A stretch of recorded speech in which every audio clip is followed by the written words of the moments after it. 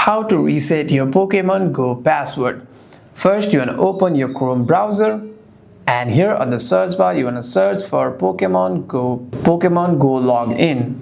After that, you want to tap on the first website, tap on these three bars over here, and simply tap on sign in. After that, you want to tap on sign in with Pokemon Train. After that, you will see a page which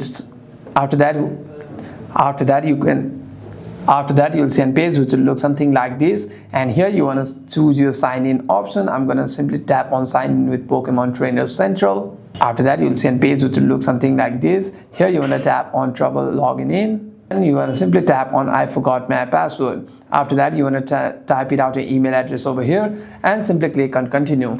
By doing so, you will receive an email with your reset password link attached, and by simply opening that link, you'll be able to reset your password on Pokemon Go. Hope this video was helpful, and if you have any further questions, make sure to leave a comment down below.